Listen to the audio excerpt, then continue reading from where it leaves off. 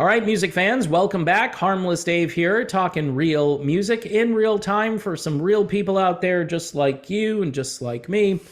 Going to be talking about Garth Brooks. Before I do that, here is The Wilder Blue. This is country music with a lot of contemporary overtones to it. There is one track on here. It's called Feelin' the Miles. Kind of sounds like a Fleetwood Mac song to me.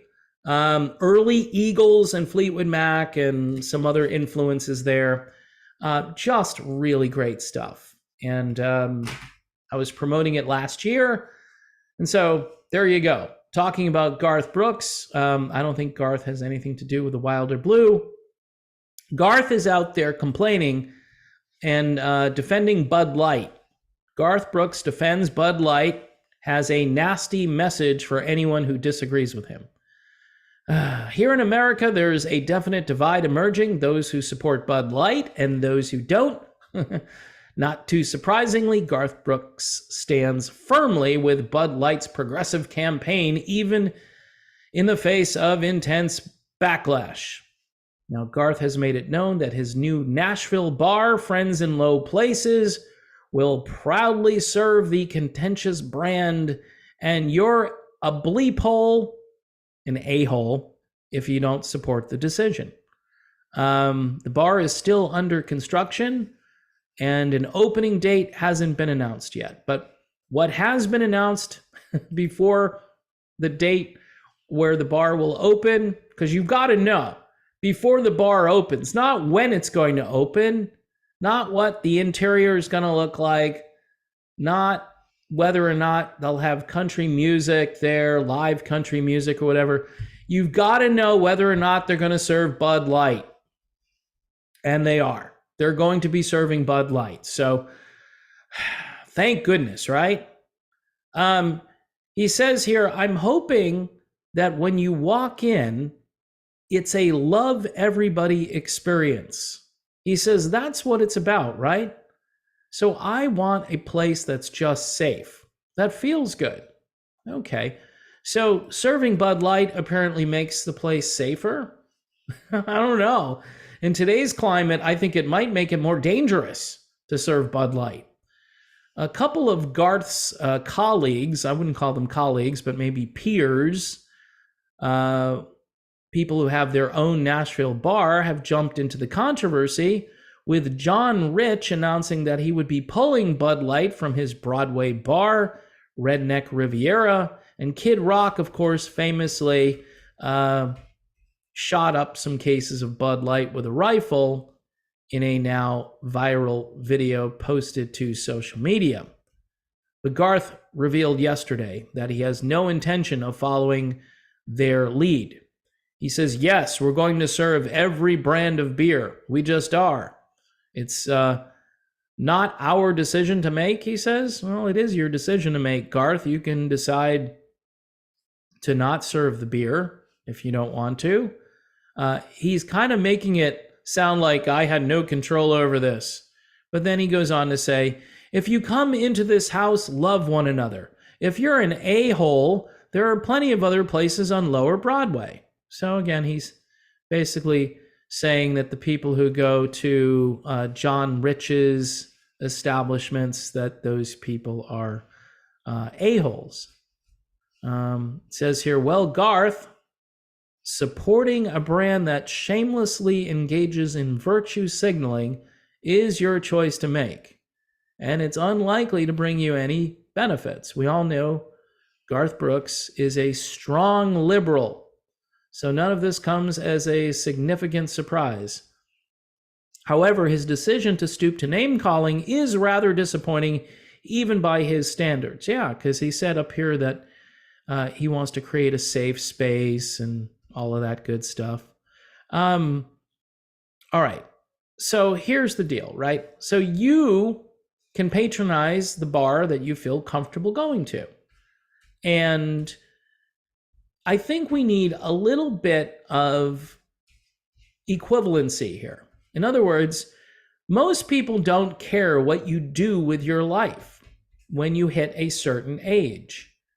But when grown men pretend to be little girls I just think that on several levels, and I'm just speaking, for myself, that to me sounds a little bit strange, a little bit weird. And you're going to make that the face of your company, or at least put that out as a face of your company. And your traditional beer drinker, people who've been a part of this brand for a very long time, just by osmosis, Real Men of Genius, one of the great advertising campaigns of all time, featured Dave Bickler, the first lead singer for the band Survivor, the guy who sang Eye of the Tiger, and he's the guy doing all the vocals on those commercials, where the announcer will say something and then he'll sing it, and it just made it hysterically funny. And I remember listening to those ads on the radio, just cracking up every single time. I mean, those ads were almost so good that you didn't mind the music stopping and having to listen to those ads. That's how effective they were. Well, Budweiser has come an awfully long way from the Real Men of Genius campaign. In fact, their advertising campaign are, these people that are running it are like the real morons of Bud Light. I mean, it's just really amazing how they couldn't read their audience. It's like when the NFL has these commercials by Gillette, and Gillette comes on and says, "You're a toxic male because you are looking at a woman." That's like, what? No, Bob, don't go after her. Almost like the guy was a predator because he looked at a woman and she was attractive, and he was about to go and maybe ask for her phone number. I don't know, but they made the commercial look like he was going to do a lot more damage to her than just get her phone number. That's their portrayal. Most men aren't like that. But the NFL thought, hey, this won't do any damage to our brand. And Gillette, I haven't bought a Gillette razor since that. Just won't do it. I've always treated women with respect, and most of the people I know have treated women with respect. And I think respect, by the way, works both ways. Women should treat men with respect and so forth. But now, when you talk about this Bud Light thing, it's hard to keep up with this stuff. I mean, do we really need somebody who's pretending to be a little girl as the spokesperson for a brand? And then if you're not happy with that and you want to patronize someone who is also unhappy with that and give your hard-earned money to their establishment, in this case it would be John Rich, that's your prerogative. You're not a jerk. You're not an a-hole.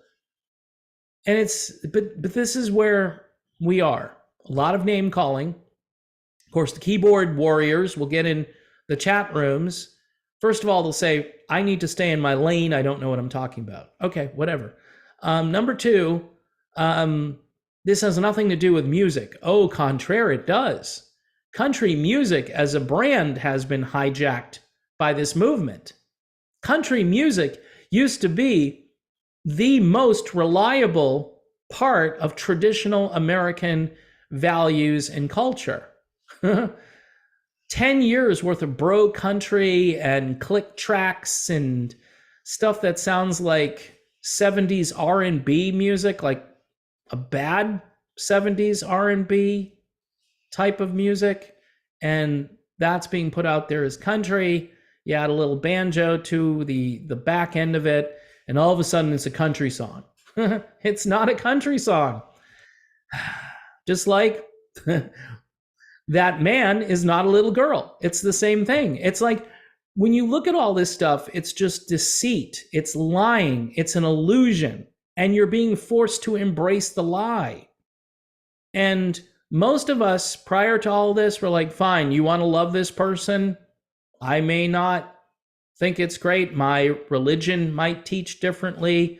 By the way, pretty much every world religion teaches differently. I mean, you got Muslims now going to school board meetings, Muslims, because they're outraged because there are, books that are bad, and, everyone's banning banning these books. Ooh, yeah, because kids shouldn't be subject to, porn. Like a fifth grader doesn't need to have porn in their school library. But you can't, if you call that out and you have all these people coming after you like, I thought you were for free speech. Yeah, I'm also for protecting people. And that would mean I'd want to protect the innocence of little kids and even not so little kids. Can you just be content with letting a kid be a kid? Can you let these kids be kids? No, we need to corrupt them as early as possible. Pollute, confuse, destroy. That's what this is. And it's evil. All right? It's evil. I'm sorry. It's evil. Don't like my channel? Don't watch it. Watch something else. Don't like John Rich? Then go visit Garth Brooks. This is how we're going to be moving forward. I'm just hoping that people are going to continue to have the right to reject this madness, because I'm worried that the state is going to come in and say, no, you have to embrace it or you're in trouble, or it's hate speech, or whatever. You could be arrested because we passed a law that says you have to smile and love this. At that point, you start packing your bags and you move to where it's truly a safe place, Garth Brooks. Yeah. Anyway, I went off on a tangent there, and I'm sorry. Here is the Wilder Blue again. Really cool band. This is a country band from Texas, and they've got some contemporary overtones as well. Also, don't forget about Modern Retro Radio, modernretrofm.com. They're playing all kinds of great music by people that you know, but they're playing new stuff by those people, and I think that's pretty ingenious. So you should check out Modern Retro Radio. Anyway, thanks for checking out my channel. My name is Dave. Don't forget about Patreon. Yeah, this content, it's not going anywhere, folks. If I get 1,000 views on this, I'll be lucky. So yeah, if you can help me out over on Patreon, 67,000 plus subscribers, and I'm getting 1 or 2 out of 67. That makes so much sense, right? So anyway, if you can help me out, like I say, YouTube memberships, haven't mentioned that in a while, for $2.99 a month. That's good too. All of it is good and helpful, and it keeps me going. It's the patrons right now who are keeping me going. It's not the algorithm. So thank you, patrons. God bless you all. God bless America. And more importantly, folks, God save America.